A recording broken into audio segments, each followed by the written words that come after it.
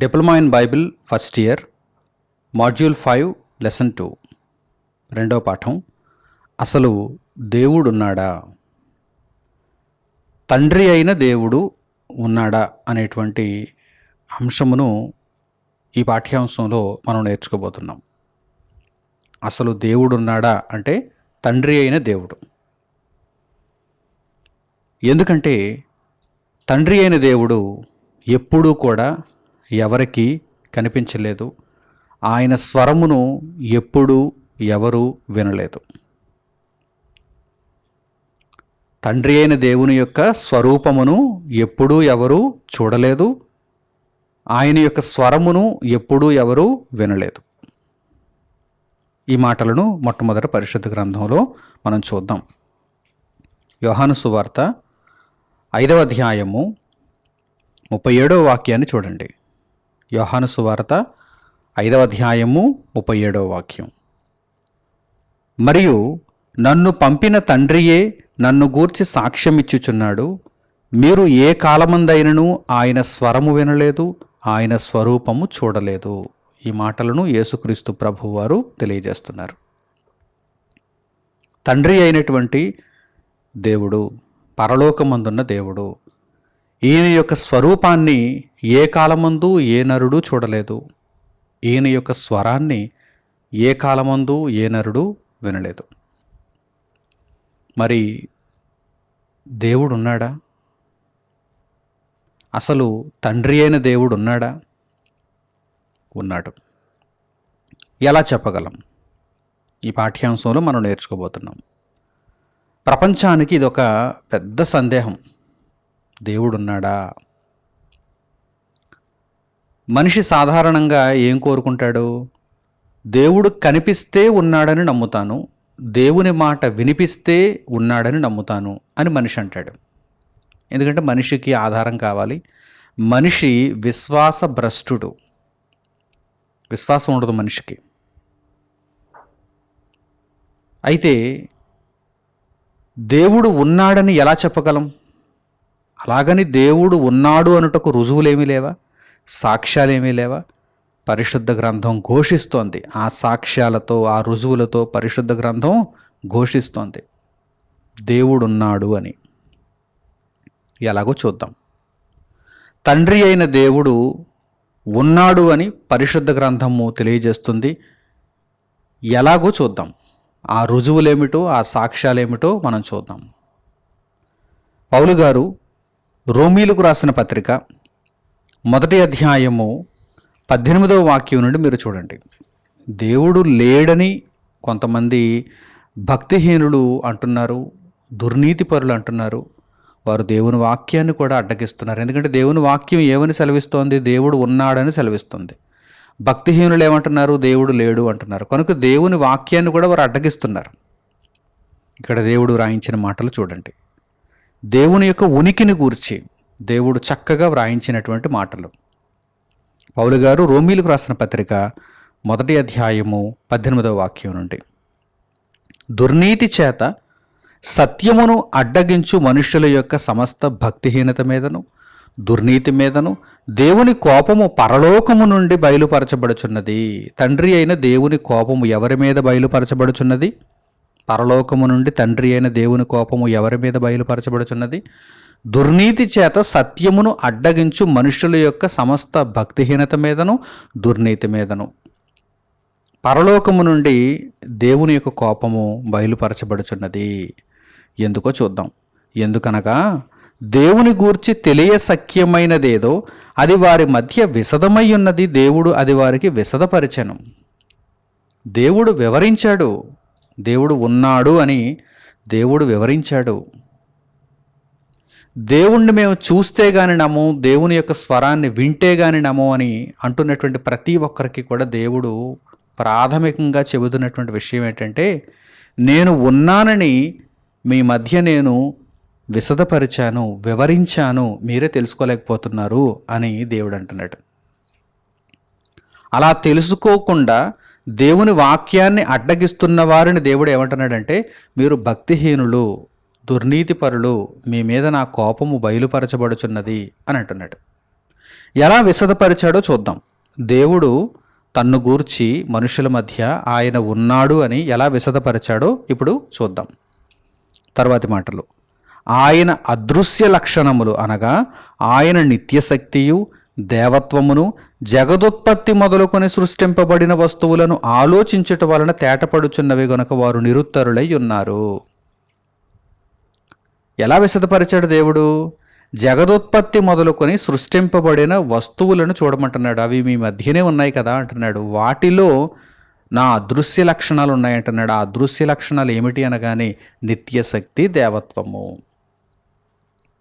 జగదుత్పత్తి మొదలుకొని సృష్టింపబడిన వస్తువులు మన మధ్య ఉన్నాయి.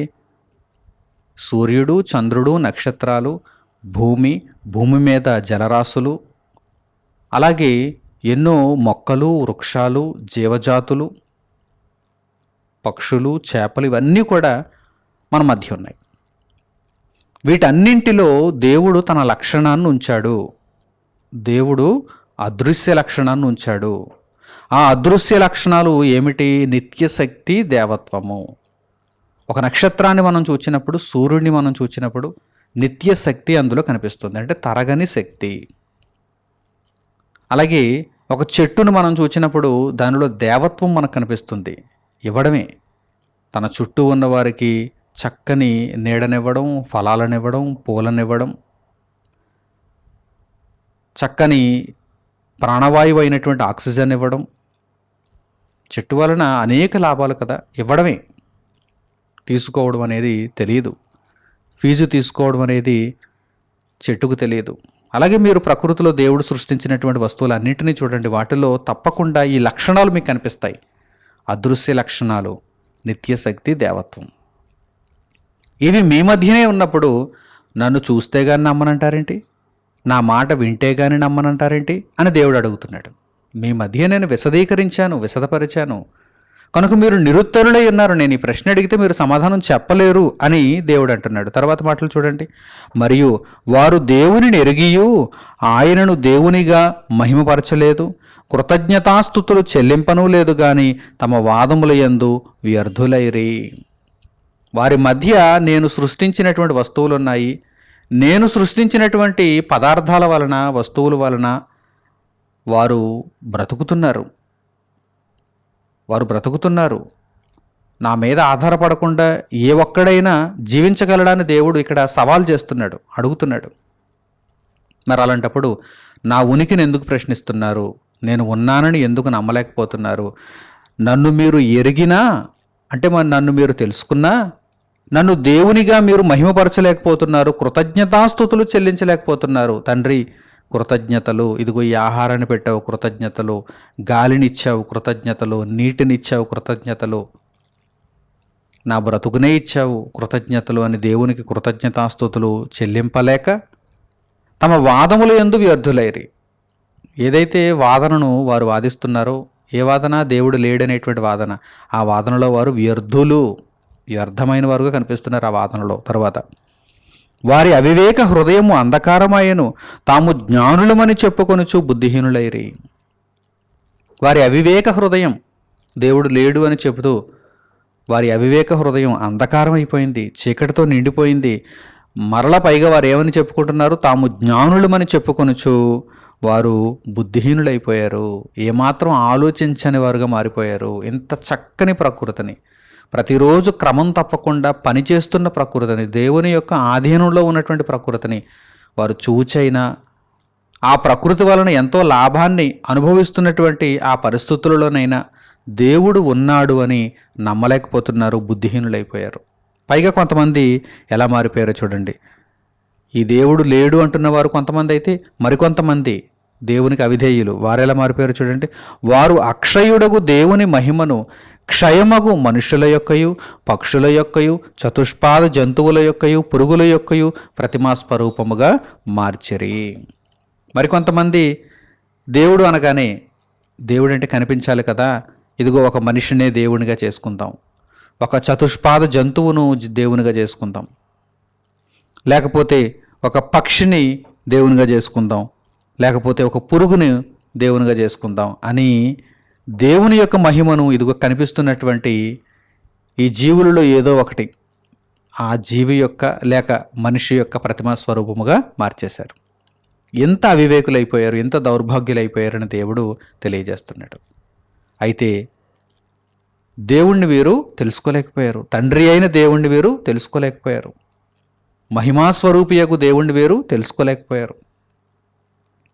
ఎంత వ్యర్థులైపోయారంటే, సూర్యుడు ఉన్నాడు, సూర్యునిలో దేవుని లక్షణాలు ఉన్నాయి, సూర్యుడిని కలిగించిన దేవుణ్ణి విడిచిపెట్టారు, సూర్యుడే దేవుడు అంటున్నారు. కొంతమందికి సూర్యుడే దేవుడు. చంద్రుని చూస్తున్నారు, చంద్రుడే దేవుడు అంటున్నారు. గాలిని చూస్తున్నారు, గాలే దేవుడు అంటున్నారు. నీటిని చూస్తున్నారు, నీరే దేవుడు అంటున్నారు. జంతువులను చూస్తున్నారు, జంతువులే దేవుడు అంటున్నారు. అసలు దేవుణ్ణి తెలుసుకోలేకపోయారు. దేవుని యొక్క మహిమను ఇదిగో మనుషుల యొక్క, పక్షుల యొక్క, చతుష్పాద జంతువుల యొక్క, పురుగుల యొక్క ప్రతిమా స్వరూపంగా మార్చేశారు. కానీ వీటన్నింటినీ సృష్టించిన దేవుణ్ణి తెలుసుకోవడమే జ్ఞానం.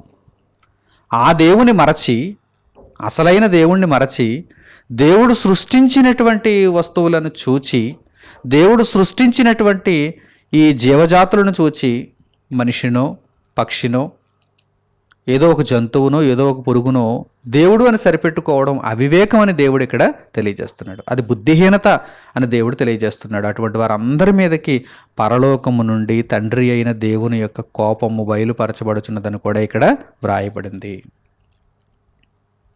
ఆ తర్వాత పరిశుద్ధ గ్రంథంలో ఇంకనూ మనము ఈ విషయమై ఆలోచన చేయగలిగితే కీర్తనల గ్రంథానికి మనం వెళదాం.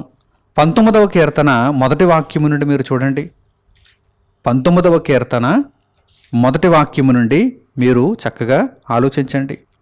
ఆకాశములు దేవుని మహిమను వివరించుచున్నవి. జగదోత్పత్తి మొదలుకొని సృష్టింపబడిన వస్తువులను ఆలోచిస్తే మీకు దేవుడు అర్థమవుతాడని దేవుడు మునుపటి వాక్య భాగంలో తెలియజేశాడు కదా. జగదోత్పత్తి మొదలుకొని సృష్టింపబడిన వస్తువులు అనగానే ఇదిగో చూడండి, మీ కళ్ళ ముందున్న ఈ ఆకాశములు, భూమి, వీటన్నిటినీ చూడండి. ఇక్కడ దేవుడు రాయించిన మాటలను జాగ్రత్తగా ఆలోచించండి. ఆకాశములు వాటి మహిమను వివరించుకోవటం లేదు. నన్ను పూజించు, నన్ను పూజించు అని ఆకాశములు, ఆకాశ దేవతను నేను, ఆకాశ రాణిని నేను, ఆకాశ రాజును నేను, నన్ను పూజించని చెప్పుకోవటం లేదు. ఆకాశములు దేవుని మహిమను వివరించుచున్నవి. ఇదిగో ఆకాశంలో జరుగుతున్నటువంటి కార్యక్రమాలన్నీ కూడా పరలోకమందున్న దేవుని యొక్క ఆజ్ఞానుసారముగా జరుగుచున్నవనేవి చెబుతున్నాయి. ఆ విషయాలను మనం అర్థం చేసుకోవాలి. ఆకాశములు దేవుని మహిమను వివరించుచున్నవి. అంతరిక్షము ఆయన చేతి పనిని ప్రచురపరచుచున్నది. అంతరిక్షము ఆయన చేతి పనిని. అంతరిక్షం అనేది ఒక చేతి పని. ఎవరి చేతి పని? దేవుని చేతి పని. ఆ దేవుని తెలుసుకోవాలి. కానీ చేతి పనిని వీరు దేవుడు అనుకుంటున్నారు. పని చేసిన వారిని గుర్తించలేకపోతున్నారు, పనినే దేవుడు అనుకుంటున్నారు. అదే ఇక్కడ పెద్ద లోపం, మనుషుల్లో ఉన్నటువంటి పెద్ద లోపం అదే. అంతరిక్షము ఆయన చేతి పని, అంతరిక్షము ఆయన చేతి పనిని ప్రచురపరచుచున్నది. పగటికి పగలు బోధ చేయుచున్నది, రాత్రికి రాత్రి జ్ఞానము తెలుపుచున్నది. వాటికి భాష లేదు, మాటలు లేవు, వాటి స్వరము వినబడదు. అలాగని అవి ఇదిగో మనిషి నేను చెబుతున్నాను విను అని ప్రత్యక్షంగా చెప్పవు. అక్కడ జరుగుచున్న ఆ పనులే మనకు దేవుడు ఉన్నాడు, దేవుడు ఆ పనిని జరిగిస్తున్నాడు అని నేర్పుతుంది. కనుక ఈ విధంగా దేవుని గురించి మనం అర్థం చేసుకోవాలి. అలాగని వాటికి భాష లేదు, మాటలు లేవు అనగా ఆకాశానికి, సూర్యునికి, చంద్రునికి, నక్షత్రాలకు వాటికి భాష లేదు, మాటలు లేవు, వాటి స్వరము వినపడదు. వాటి కొలనూలు భూమి అందంతటా వ్యాపించి ఉన్నది. అంటే అవి భూమి మీద ఉన్నటువంటి మనుషులందరికీ కూడా కనిపిస్తున్నాయి. ఆకాశము, అంతరిక్షము దేవుని చేతి పని. భూమి అందంతటా అది వ్యాపించి ఉన్నది. లోక దిగంతముల వరకు వాటి ప్రకటనలు బయలువెళ్ళుచున్నవి. లోక దిగంతముల వరకు వాటి ప్రకటనలు బయలువెళ్ళుచున్నవి. ఆకాశంలో ఉన్నటువంటి ఇదిగో దేవుడు సృష్టించినటువంటి గ్రహాలు, నక్షత్రాలు ఇవన్నీ కూడా దేవుని చేతి పని. వాటిని చూచి వాటిలో ఉన్నటువంటి దేవుని లక్షణాలను, అదృశ్య లక్షణాలను, నిత్యశక్తి, దేవత్వము, వాటిని మనం గ్రహిస్తూ పరలోకమందున్న తండ్రి అయిన దేవుణ్ణి తెలుసుకోవాలి. ఆయన ఉన్నాడని మనము గ్రహించాలి. ఆయన ఉన్నాడని గ్రహించాలి. ఇంకా పరిశుద్ధ గ్రంథంలో ఈ విషయమై మనం ఆలోచన చేయగలిగితే యోబు గ్రంథానికి వెళదాం. యోబు గ్రంథము 12వ అధ్యాయము 7వ వాక్యం నుండి మీరు చూడండి. యోబు గ్రంథము 12వ అధ్యాయము 7వ వాక్యం నుండి. ఇప్పుడు భూమి మీదకి వచ్చేద్దాం. భూమి మీద కూడా చాలా దేవుడు సృష్టించినటువంటి పదార్థాలు ఉన్నాయి, జీవులు ఉన్నాయి.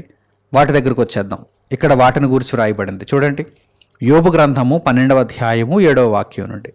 అయినను మృగములను విచారించుము, అవి నీకు బోధించును. మృగములను నీవు జాగ్రత్తగా విచారిస్తే అవి నీకు తెలియజేస్తాయి. అంటే భాషతో కాదు, స్వరంతో కాదు, వాటి ప్రవర్తన ద్వారా వాటిని జాగ్రత్తగా నీవు గమనిస్తే నీకు అర్థమవుతుంది దేవుడు ఉన్నాడని. చూడండి, మృగములను విచారించుము, అవి నీకు బోధించును.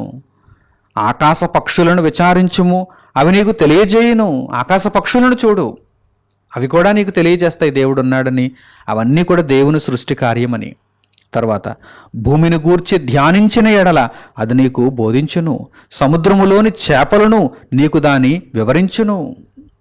భూమిని గూర్చి ధ్యానించు. భూమి మీద పంట, భూమి నరులకు నివాసయోగ్యంగా ఉండటం, భూమి వేగముగా సూర్యుని చుట్టూ తిరగటం, వీటన్నిటిని నీవు ఆలోచన చేయగలిగితే ఇదంతా కూడా దేవుని చేతి పని, దేవుడున్నాడు అని నీకు అర్థమవుతుంది. భూమిని గురించి ధ్యానించు. సముద్రములోని చేపలు కూడా నీకు దానిని వివరిస్తున్నాయి. క్రింది మాటలు చూడండి. తర్వాత వీటి అన్నిటి బట్టి యోచించుకుని ఎడల యెహోవా హస్తము అనగా పరలోకమందున్న తండ్రి అయిన దేవుని హస్తము వీటిని కలుగజేసనని తెలుసుకొనలేని వాడెవడు. చూసారా, వీటన్నిటిని జాగ్రత్తగా మనము విచారిస్తే, అర్థం చేసుకోగలిగితే, నేర్చుకోగలిగితే, ఒక మృగమును నీవు చూచినా, ఆకాశ పక్షిని నీవు చూచినా, భూమిని గూర్చి ధ్యానించిన, సముద్రములోని చేపలను గూర్చి నీవు ఆలోచన చేసిన, వీటన్నిటినీ నీవు యోచిస్తే యెహోవా హస్తము అనగా పరలోకమందున్న తండ్రి అయిన దేవుని హస్తము వీటిని కలుగజేసనని తెలుసుకొనలేని వాడెవడు. ప్రశ్నిస్తున్నాడు ఇక్కడ గ్రంథకర్త. ఎవరికయ్యా ఇంకా అర్థం కాలేదు? దేవుడు ఉన్నాడా అని ప్రశ్నిస్తున్నావు ఎందుకయ్యా? దేవుని ఉనికిని ఈ మాత్రం నీవు ఇంత సులువుగా అర్థం చేసుకోలేవా? ఇదిగో ప్రకృతిలో నీ చుట్టూ ఉన్న వాటిని అన్నింటినీ చూడు, వీటన్నిటిని సృష్టించింది దేవుడే అని ఇక్కడ గ్రంథకర్త పరిశుద్ధాత్మ ప్రేరణతో తెలియజేస్తున్నారు. కనుక మన చుట్టూ ఉన్నటువంటివి, జగదోత్పత్తి మొదలుకొని సృష్టింపబడినటువంటివి, ఇవన్నీ కూడా దేవుడు ఉన్నాడు అని సాక్ష్యమిస్తున్నాయి, ఒక రుజువుగా మనకు కనిపిస్తున్నాయి. లేదంటే ఎవరు సృష్టించినట్టు, ఎవరు నేటికి వాటిని నడిపిస్తున్నట్టు, ఆ కార్యకలాపాలన్నీ కూడా ఎవరి వలన జరుగుతున్నాయి? కేవలం పరలోకమందున్న దేవుని ఆజ్ఞను బట్టి ఇవన్నీ కూడా క్రమంగా నెరవేరుతున్నాయి.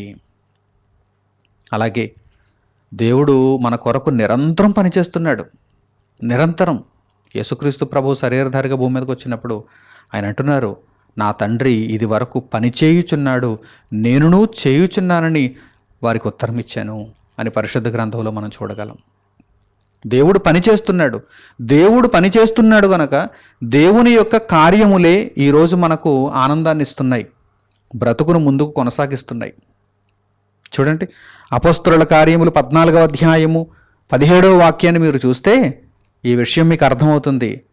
ఇక్కడ వ్రాయబడినటువంటి కార్యకలాపాలను చూడండి, దేవుని యొక్క కార్యకలాపాలు. దేవుడు ఉన్నాడని ప్రతి ఒక్కరూ ఈ విధంగా తెలుసుకోవాలి. అపోస్తలుల కార్యములు 14వ అధ్యాయము 17వ వాక్యాన్ని ఇప్పుడు మీరు చూడండి. అయినను ఆయన ఆకాశము నుండి అనగా పరలోకమందున్న తండ్రి అయిన దేవుడు ఆకాశము నుండి మీకు వర్షమును ఫలవంతములైన ఋతువులను దయచేయుచు ఆహారమును అనుగ్రహించుచు ఉల్లాసముతో మీ హృదయములను నింపుచు మేలు చేయుట చేత తన్ను గూర్చి సాక్ష్యము లేకుండా చేయలేదని బిగ్గరగా చెప్పిరి. దేవుని గూర్చిన సాక్ష్యం మన మధ్య లేదా? ఉంది. ఏమిటా సాక్ష్యం? దేవుని గూర్చిన సాక్ష్యం, మన మధ్య ఉన్న సాక్ష్యం ఏమిటి? ఆయన ఆకాశము నుండి మీకు వర్షాన్ని కురిపిస్తున్నాడు. వర్షం కురుస్తున్నప్పుడు మరి ఎవరు కురిపిస్తున్నారు అనుకుంటున్నారు వర్షాన్ని? దాని అంతటా అదే పడిపోతుంది అనుకుంటున్నారా? ఏది? మీ ఇంటిలో, లేకపోతే మీ గ్రామంలో, లేకపోతే మీ పట్టణంలో ఎక్కడైనా దాని అంతటా అదే పని జరిగిపోతుందా? ఎవరైనా పని చేస్తేనే కదా పని అనేది జరుగుతుంది. ఒక క్రమమైన పని, అది కూడా క్రమమైన పని. వర్షం కురవడం అంటే అది ఒక క్రమమైన పని. అది దేవుడు జరిగించే కార్యం. చూడండి, ఆయన పరలోకమందున్న తండ్రి అయిన దేవుడు ఆకాశము నుండి మీకు వర్షమును ఫలవంతములైన ఋతువులను దయచేస్తున్నాడు. ఋతువులు, ఫలవంతములైనటువంటి ఋతువులు, ఇష్టానుసారంగా వచ్చేవి కావవి, ఒక క్రమంలో వచ్చేవి. ఆ తర్వాత ఆహారాన్ని అనుగ్రహిస్తున్నాడు, ఉల్లాసముతో మీ హృదయములను నింపుతున్నాడు, మేలు చేస్తున్నాడు. మనుషులకు దేవుడు మేలు చేస్తున్నాడు. ఏమిటి? ఒక వర్షం వలన మనిషికి మేలు, సూర్యరశ్మి వలన మనిషికి మేలు, ప్రకృతిలో దేవుడు సృష్టించినటువంటి ప్రతిదాని వలన మనిషికి మేలు, మేలు చేస్తున్నాడు దేవుడు. మేలు చేయుట చేత తన్ను గూర్చి సాక్ష్యము లేకుండా చేయలేదు. ఆయన కనిపిస్తే నమ్ముతామండి, ఆయన మాటలు వినిపిస్తే నమ్ముతామండి అని అనుకునేటువంటి ప్రతి ఒక్కరూ జాగ్రత్తగా ఇక్కడ గమనించాలి. మీ దగ్గర దేవుడు సాక్ష్యాలను ఉంచాడు. ఒక వర్షం దేవుడు ఉన్నాడని చెప్పే ఒక సాక్ష్యం, ఒక ఋతువు దేవుడు ఉన్నాడని చెప్పే ఒక సాక్ష్యం, భూమి నుండి వస్తున్నటువంటి పంట, మీకు ఆహారముగా మారుతున్నటువంటి ఈ పంట, అది ఒక సాక్ష్యం. దేవుడు ఉన్నాడని చెప్పటానికి ఒక సాక్ష్యం. దేవుని వలన మీరు అనుక్షణం అనుభవిస్తున్నటువంటి ప్రతి మేలు కూడా ఒక సాక్ష్యం. దేవుడు ఉన్నాడు అని చెప్పడానికి ఒక సాక్ష్యం. ఇన్ని సాక్ష్యాలు మన మధ్య ఉండగా ఇంకా సందేహమేలా? దేవుడు ఉన్నాడా అనేటువంటి సందేహమేలా? దేవుడు ఖచ్చితంగా ఉన్నాడు. ఆయన ఎవరు అనగానే పరలోకమందున్న తండ్రి అయిన దేవుడు. ఆ తండ్రిని నమ్మనటువంటి ప్రతి ఒక్కరూ కూడా బుద్ధిహీనులే అని పరిశుద్ధ గ్రంథం చాలా చక్కగా, ఇక ఎటువంటి సందేహం లేకుండా తెలియజేసింది. బుద్ధిహీనులే, వారేదో జ్ఞానులు గొప్పవారు అని అనుకోకండి. పరలోకమందున్న తండ్రి అయిన దేవుని గూర్చిన అవగాహన లేని ప్రతి ఒక్కరు కూడా బుద్ధిహీనులే. చూడండి, పరిశుద్ధ గ్రంథంలో ఈ మాటలను మనం చూద్దాం. కీర్తనల గ్రంథానికి మనం వెళ్ళగలిగితే 14వ కీర్తన 1వ వాక్యం నుండి మీరు చూడండి. 53వ కీర్తనలో కూడా ఈ కీర్తనలో పొందుపరచబడిన మాటలే కనిపిస్తాయి. ఇక్కడ 14వ కీర్తన 1వ వాక్యము నుండి ఈ సందర్భాన్ని మీరు జాగ్రత్తగా ఆలోచించండి. దేవుడు లేడని బుద్ధిహీనులు తమ హృదయములో అనుకొందురు. ఎవరనుకుంటున్నారు హృదయంలో దేవుడు లేడని? ఇన్ని సాక్ష్యాలు, ఇన్ని రుజువులు వారి మధ్య ఉన్నా, దేవుడు అనుగ్రహించిన ప్రతిదానిని అనుభవిస్తున్నా, పైకి మాటలకు మాత్రం దేవుడు లేడు అని చాలా సింపుల్గా చెప్పుకుని వెళ్ళిపోతారు. మేమే జ్ఞానులం, దేవుడు లేడు అని చెప్పుకుని వెళ్ళిపోతారు. వారందరూ కూడా బుద్ధిహీనులు అని దేవుడు అంటున్నాడు. బుద్ధిహీనులు దేవుడు ఇస్తున్న ప్రతిదానిని అనుభవిస్తూ దేవుడు లేడని చెప్పటానికి వారికి అసలు ఆ మాట ఎలా వచ్చింది, ఆ నోరు ఎలా వచ్చింది, ఆ మనసు ఎలా వచ్చింది? చూడండి, దేవుడు లేడని బుద్ధిహీనులు తమ హృదయములు అనుకొందురు. వారు చెడిపోయిన వారు చెడిపోయారు. కనీసం కృతజ్ఞతాస్తుతులు కూడా దేవునికి చెల్లించలేరు. దేవా, నీవు నాకు ఇచ్చావు, నీకు కృతజ్ఞతలు, ఇదిగో ఈ ఆహారాన్ని నీ దయవలను నేను తింటున్నాను, నీకు కృతజ్ఞతలు అని చెప్పలేని వారు చెడిపోయిన వారు అసహ్య కార్యములు చేయుదురు. ఇక దేవుని భక్తి లేకపోతే మనిషి ఏం చేస్తాడు? ఇష్టానుసారంగా ప్రవర్తిస్తాడు. ఈరోజు సమాజంలో ఈ క్రైమ్ రేట్, నేరాల యొక్క స్థాయి క్రమక్రమంగా పెరిగిపోవడానికి కారణం ఏంటో తెలుసా? భక్తి లోపించటం, భక్తిహీనత, దేవుడి మీద అసలు ఎటువంటి అభిప్రాయం మనుషులకు లేకపోవడం. దైవ భీతి లేకపోతే పాపము జరిగిస్తారు, పాపపు కార్యక్రమాలలోనికి వెళ్ళిపోతారు. అందుకే చెబుతున్నాడు దేవుడు, ఇదిగో దైవ భక్తిని కలిగి ఉండండి. దేవుని యొక్క భక్తి సమాజంలో నశించినప్పుడు మనుషులు ఏం చేస్తారు? కట్టు లేక తిరుగుతారు. దేవుని వాక్యం అనేది లేకపోతే, దైవోక్తి మనుషులలో లేకపోతే జనులు కట్టు లేక తిరుగుతారు. చూడండి, దేవుడు లేడని బుద్ధిహీనులు ఏమైనా సత్య మార్గంలో ఉంటున్నారా? చక్కగా వారి యొక్క బ్రతుకును నలుగురికి వారు సహకారాన్ని అందించేటువంటి పద్ధతులు ఏమైనా జీవిస్తున్నారా? నలుగురికి చక్కగా జీవమార్గాన్ని ఉపదేశించేవారుగా ఏమైనా కనిపిస్తున్నారా? లేదు. దేవుడు లేడని బుద్ధిహీనులు తమ హృదయములు అనుకొందురు. వారు చెడిపోయిన వారు అసహ్య కార్యములు చేయుదురు. మేలు చేయువాడొకడునూ లేడు. మేలు చేయువాడొకడునూ లేడు అంటే దేవుడు లేడు అని ఎవడైనా అనుకున్నాడంటే వాడు పాపపు మార్గంలో వెళ్ళిపోవడానికి సిద్ధంగా ఉన్నాడని అర్థం. వాడు మేలు చేయలేడు. అలాగే వారు దేవుణ్ణి వెతకరు, దేవుణ్ణి తెలుసుకోవాలనే ఆలోచన కూడా వారికి ఉండదు. ఫిక్స్ అయిపోతారు, దేవుడు లేడని ఫిక్స్ అయిపోతారు అంతే. చూడండి, వివేకము కలిగి దేవుని వెదకువారు కలరేమో అని యెహోవా ఆకాశము నుండి చూచి నరులను పరిశీలించెను, వారందరూ దారి తొలగి బొత్తిగా చెడియున్నారు, మేలు చేయువారెవరునూ లేరు, ఒక్కడైనను లేడు. కనీసం దేవుని గూర్చి ఆలోచిద్దాం, దేవుని గూర్చి తెలుసుకుందాం, పరిశోధిద్దాం. ఇదిగో పరిశుద్ధ గ్రంథంలో వ్రాయబడిన మాటలను ఆలోచించి మనం చక్కగా గ్రహిద్దాం. జగదుత్పత్తి మొదలుకొని సృష్టింపబడిన వస్తువులను ఆయన ఆలోచించమన్నాడు కదా. అదృశ్య లక్షణాలైనటువంటి నిత్యశక్తి, దేవత్వము వాటిలో కనిపిస్తాయంటున్నాడు కదా.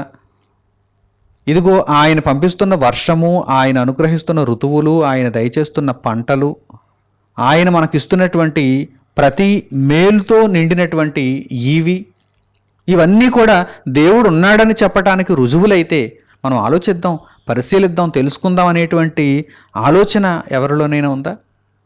వివేకం ఉండాలి. వివేకము కలిగి దేవుని వెదకువారు కలరేమో అని యెహోవా ఆకాశము నుండి చూచి నరులను పరిశీలించెను, ఎవరు లేరు, ఎవరు కనిపించడం లేదు. దేవుని మీద అంత పరిశోధన ఎవరికీ లేదు. ఎక్కడైనా ఏదైనా లోహం ఉందా, ఖనిజం ఉందా, గ్యాస్ ఉందా, ఆ నిక్షేపం ఉందా, ఈ నిక్షేపం ఉందా, వాటిని వెతుకుతారు కావాలంటే. ఎందుకంటే ఇంకా ధనాన్ని వృద్ధి చేసుకోవటానికి, ఇంకా ఆస్తులను పెంచుకోవటానికి స్వార్థపరులుగానే మనుషులు కనిపిస్తున్నారు. కానీ వీటిని సృష్టించిన దేవుడు ఎక్కడున్నాడు, దేవుని గురించిన సంగతులు ఎక్కడున్నాయి అని ఆలోచించేవారు దేవునికి కనిపించడం లేదు. అందరూ దారి తొలగిపోయారు, అందరూ దౌర్భాగ్యులుగానే మారిపోయారు, బుద్ధిహీనులే అని దేవుడు అంటున్నాడు. ఏమండి, ప్రపంచం ఎంత దౌర్భాగ్యకరమైందంటే ఉన్న దేవుణ్ణి లేడు అని అంటుంది. లేని గ్రహాంతరవాసులో లేకపోతే ఎలియన్సో వాటిని ఉన్నాయి అంటుంది. ఏమంటే, గ్రహాంతరవాసులు ఉన్నారా, ఎలియన్స్ ఉన్నారా, ఎవరైనా చూసారా? అవన్నీ కూడా అభూత కల్పనలు, మాయమాటలు. లేని వాటిని ఉన్నాయి అని నమ్ముతుంది, ఉన్నాయి అని ప్రచారం చేస్తుంది. ఉన్న దేవుణ్ణి నమ్మలేకపోతుంది. ఏమైనా అంటే దేవుడు మాకు కనిపించాలి, కనిపిస్తేనే నమ్ముతాం. దేవుని యొక్క స్వరం వినిపించాలి, వినిపిస్తేనే నమ్ముతాం. దేవుడు తన్ను రుజువు చేసుకోవడానికి ఆయన నీకు కనిపించాలా? దేవుడు తను రుజువు చేసుకోవడానికి ఆయన మాటలు నీకు వినిపించేలా చేయాలా? ఆయన సర్వోన్నతుడు. ఆయన గూర్చిన సాక్ష్యం, ఆయనను గూర్చిన రుజువులు భూమి మీద ఉన్నాయి, నీ మధ్య ఉన్నాయి. వాటిని చూచి తెలుసుకో. లేదంటే నష్టం నీకే తప్ప దేవునికి కాదు. లేదు, నేను దేవుడిని తెలుసుకోను, దేవుడిని నమ్మను, దేవుడు నాకు కనిపిస్తేనే దేవుడు ఉన్నాడని నమ్ముతాను, దేవుడి యొక్క స్వరం నాకు వినిపిస్తేనే దేవుడు ఉన్నాడని నమ్ముతాను అనుకుంటే నష్టం ఎవరికి? నీకే, నమ్మని వానికే, బుద్ధిహీనుడికే నష్టం, దేవునికి కాదు. నిత్యనాశనానికి వెళ్ళిపోతాడు. మేలు చేయకపోతే, కీడు మార్గంలో ఉంటే, సాతాను చేత ఆవహింపబడి చివరకు నిత్యాగ్ని నరకానికి తరలింపబడేది దేవుడు లేడనుకునే బుద్ధిహీనుడే తప్ప దేవునికి ఎటువంటి నష్టం ఉండదు. కనుక ఇక్కడ ఆలోచించుకోవాల్సింది బుద్ధిహీనులు, దేవుడు లేడనుకునేవారు ఆలోచించుకోవాలి. తప్పకుండా వారు గ్రహించాలి, దేవుణ్ణి వెదకి తెలుసుకోవాలి. ఇదిగో దేవుణ్ణి వెతకాలి అంటే పరిశుద్ధ గ్రంథం దగ్గరికి రావాలి, ఆయన మాటలను పరిశీలించాలి. అప్పుడు మీకు దేవుడు అర్థమవుతాడు. చూడండి, యోబు గ్రంథము 35వ అధ్యాయము 11వ వాక్యాన్ని చూడండి. యోబు గ్రంథము 35వ అధ్యాయము 11వ వాక్యం. భూజంతువుల కంటే మనకు ఎక్కువ బుద్ధి నేర్పుచు, ఆకాశ పక్షుల కంటే మనకు ఎక్కువ జ్ఞానము కలుగజేయచ్చు, నన్ను సృజించిన దేవుడు ఎక్కడనున్నాడని అనుకుని వారెవరునూ లేరు. నిజంగా భూజంతువుల మనలను దేవుడు వదిలేశాడా? ఆకాశ పక్షుల దేవుడు మనలను వదిలేశాడా? వాటికంటే ఎక్కువగా మనకు బుద్ధిని ఇచ్చాడు, జ్ఞానాన్ని ఇచ్చాడు. కాస్త మనసు పెడితే దేవుడు అర్థమైపోతాడు. కాస్త ఒక భూజంతువుల తక్కువ బుద్ధితో ఉన్నావా నీవు? ఒక ఆకాశ పక్షిల తక్కువ జ్ఞానంతో ఉన్నావా నీవు? వాటికంటే ఎక్కువ బుద్ధిని నీకు ఎందుకు ఇచ్చాడు? దేవుని తెలుసుకుంటావని, అంతా ఆక్రమించుకుంటావని కాదు. దేవుడిచ్చిన ప్రకృతిని నీవు అమాంతం లాగేసుకుంటావని, దానిని అనుభవిస్తూ దేవుడు లేడని తిరుగుతావని, బుద్ధిహీనముగా ప్రవర్తిస్తావని కాదు, చెడు మార్గమును పోతావని కాదు. నీకు ఎక్కువగా బుద్ధి నేర్పింది, ఎక్కువగా జ్ఞానాన్ని నేర్పింది ఎందుకంటే దేవుణ్ణి తెలుసుకుంటావని. నన్ను సృజించిన దేవుడు ఎక్కడున్నాడు? మొట్టమొదట నీవే ఒక్కసారి ప్రశ్నించుకో, నీ దగ్గరే ప్రశ్నను ప్రారంభించుకో. నన్ను సృజించిన దేవుడు, తల్లి గర్భంలో నన్ను ఎందుకు సృజించాలి? ఈ ఆయుష్కాలాన్ని ఇచ్చి దేవుడు నన్ను పంపించాడు అనేటువంటి విషయాన్ని ఒక్కసారైనా నీవు తెలుసుకోగలిగావా? నన్ను సృజించిన దేవుడు ఎక్కడున్నాడని అనుకునేవారు ఎవరు లేరా అని ఇదిగో దేవుని గ్రంథం ప్రశ్నిస్తోంది. కనుక ప్రియులారా, దేవుడు ఉన్నాడు. నన్ను సృజించిన దేవుడు, నిన్ను సృజించిన దేవుడు, సర్వమును కలిగించిన దేవుడు, ఆయనే తండ్రి అయిన దేవుడు, ఆయనే ఒక్కడైన దేవుడు, ఆయన ఉన్నాడు. దేవుడు ఉన్నాడు అని మనం నమ్మాలి అంటే మనలో విశ్వాసం ఉండాలి. ఇక్కడ కీలకమైనటువంటి అంశం అదే. దేవుడు ఉన్నాడు అని మనం నమ్మాలంటే మనలో ఏముండాలి? విశ్వాసం ఉండాలి. ఆ విశ్వాసము ద్వారా దేవునిని నమ్మిన వారు గొప్పవారు అవుతారు, ధన్యులవుతారు, బుద్ధిమంతులవుతారు. వారు నిత్య జీవంలోనికి ప్రవేశించగలుగుతారు. ఆ విశ్వాసం లేకపోతే నేను తాకి చూస్తే నమ్ముతాను, నేను కళ్ళతో చూస్తే నమ్ముతాను, నేను నా చెవులతో వింటే నమ్ముతాను అని అవిశ్వాసులుగా ఇంకా మిగిలిపోతే నష్టం మీకే. అవిశ్వాసులు నిత్య జీవాన్ని స్వతంత్రించుకోలేరు. దేవుని యొక్క నిత్య ఫలములకు వారు అర్హులు కాలేరు. అందుచేతనే పౌలు గారు హెబ్రీయులకు రాసిన పత్రిక 11వ అధ్యాయము 6వ వాక్యంలో ఏమనుందో చూడండి. పౌలు గారు హెబ్రీయులకు రాసిన పత్రిక 11వ అధ్యాయము 6వ వాక్యాన్ని ఇప్పుడు మీరు గమనించండి. విశ్వాసము లేకుండా దేవునికి ఇష్టుడై ఉండుట అసాధ్యం. విశ్వాసము లేకుండా దేవునికి ఇష్టులై ఉండలేరు, దేవుని తెలుసుకోలేరు, దేవునికి ఇష్టులుగా మారలేరు. విశ్వాసం ఉండాలి. అంటే దేవుడు చెప్పినటువంటి మాటలను మీరు వినాలి, నమ్మాలి, అంగీకరించాలి, వాటి ప్రకారం మీరు జీవించాలి. ప్రతిదానికి మీరు నేను చూస్తేనే నమ్ముతాను, నేను తాకి, నేను స్పర్శించి, నేను విని నమ్ముతాను అంటే కుదరని పని. మీలో విశ్వాసాన్ని దేవుడు కోరుకుంటున్నాడు. ఎన్ని రుజువులని ఆయన మన మధ్య పెడతాడు? ప్రతిరోజు సూర్యుడు మనకు కనిపిస్తున్నాడు, ప్రతిరోజు మనము దేవుడు ఇచ్చినటువంటి ప్రకృతిని అనుభవిస్తున్నాం. ఇంకా రుజువులు కావాలా? నిజంగా ఇలా రుజువులు కావాలి అంటున్నటువంటి వారికి దేవుడు ఒకవేళ నిజంగా ప్రత్యక్షమైనా కానీ వెనువెంటనే వారు మరలా మర్చిపోతారు. వారు దేవునికి అవిధేయులుగానే మారతారు. దేవుని కోసం బ్రతికేవానికి దేవుడు కనిపించవలసిన అవసరం లేదు. దేవుడు స్వయంగా తన స్వరాన్ని వినిపించవలసిన అవసరమూ లేదు. దేవుని వాక్యం అతని చెంత ఉంటే చాలు. విశ్వాసముతో అతడు దేవుని భక్తిలో కొనసాగుతాడు. మనం అందరం కూడా అట్టివారముగా ఉండాలని దేవుడు కోరుకుంటున్నాడు.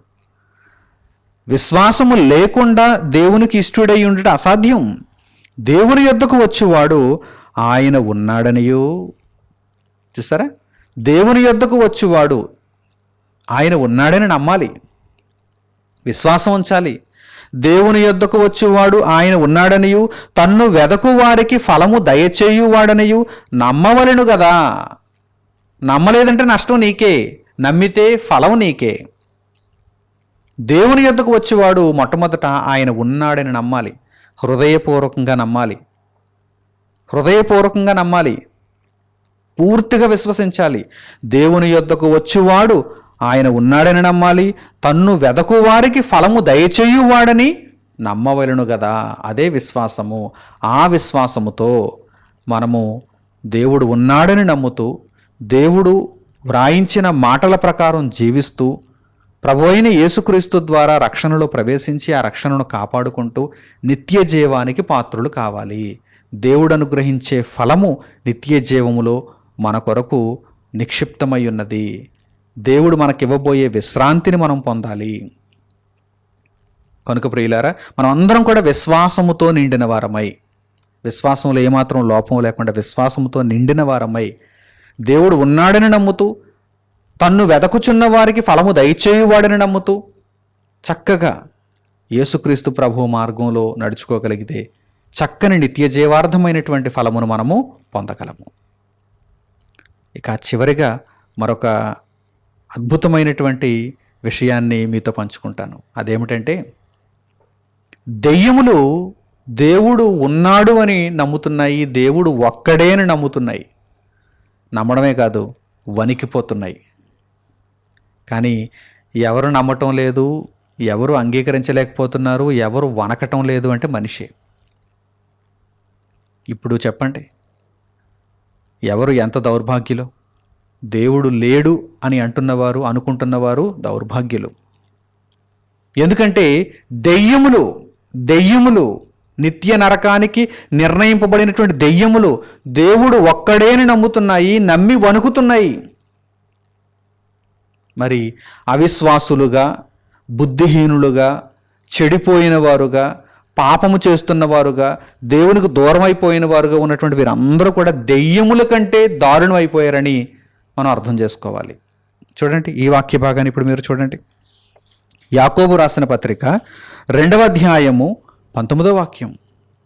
యాకోబు రాసిన పత్రిక 2వ అధ్యాయము 19వ వాక్యం.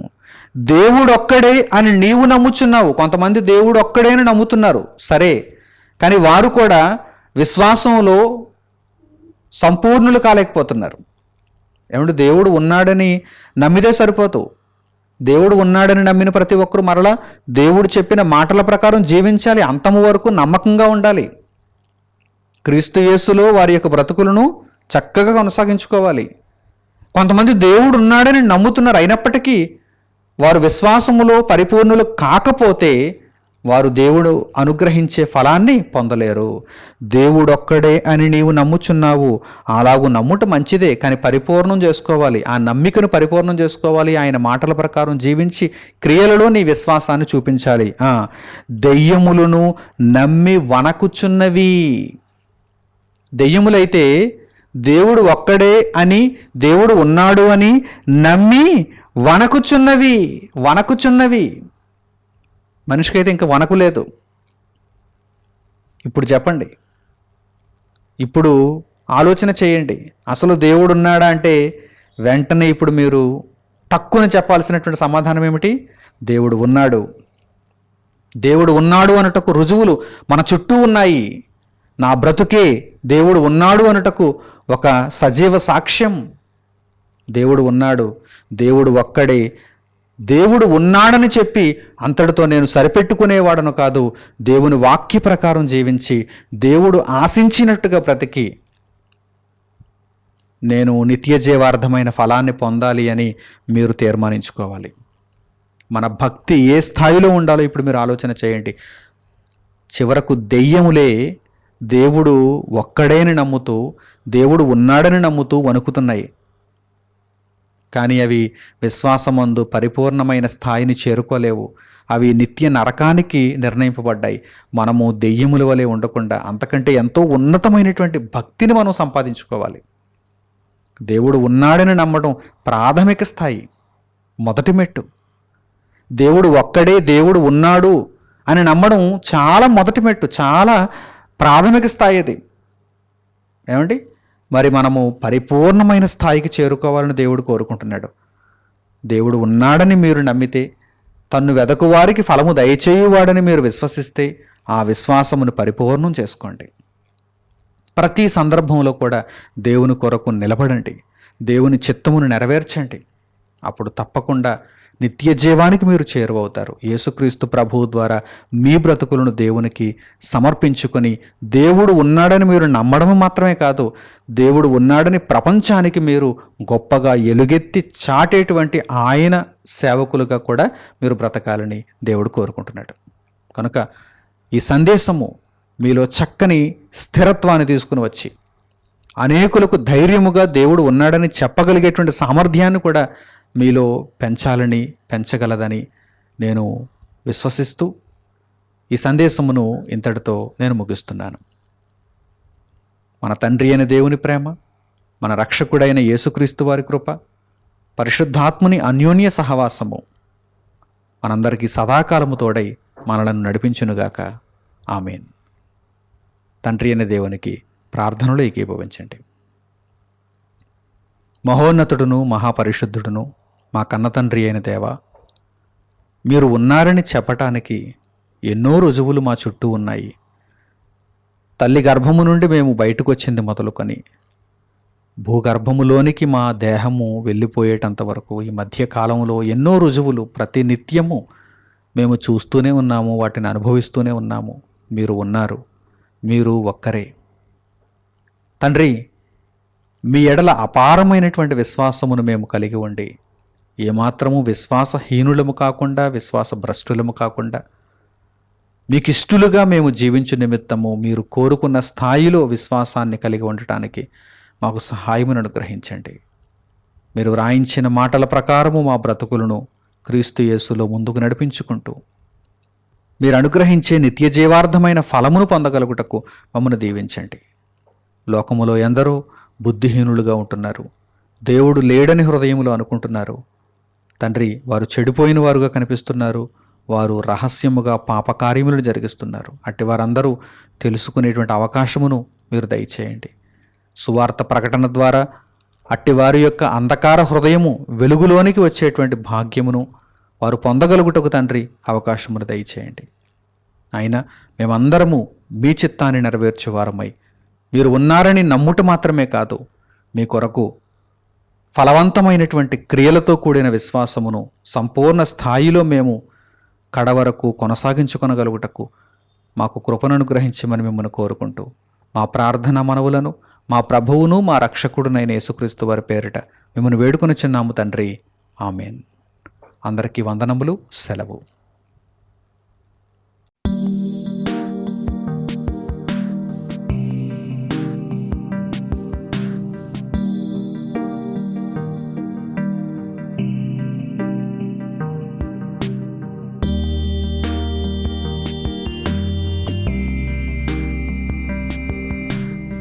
సహోదరులు మణికుమార్ గారు ప్రసంగించిన ఎన్నో ఆత్మ సంబంధమైన సంగతులను ఉచితముగా వీక్షించుటకు మా యూట్యూబ్ ఛానల్స్ను తప్పక దర్శించండి. మా సమాచారమును ఎప్పటికప్పుడు తెలుసుకొని ఆత్మీయాభివృద్ధి నొందవలనంటే మా యూట్యూబ్ ఛానల్స్ను సబ్స్క్రైబ్ చేసుకోండి. సత్వర నోటిఫికేషన్ల కొరకు సబ్స్క్రైబ్ బటన్ ప్రక్కనే ఉన్న బెల్ సింబల్ను క్లిక్ చేయండి. మరిన్ని వివరములకు మీరు సంప్రదించవలసిన మా ఫోన్ నెంబర్స్ 8978414178 మరియు 83392766. ధన్యవాదములు. ఈ కార్యక్రమమును అనేక మందికి పరిచయం చేయగలరని ఆశిస్తున్నాము. ప్రభువైన యేసుక్రీస్తు పేరిట మీకు శుభములు.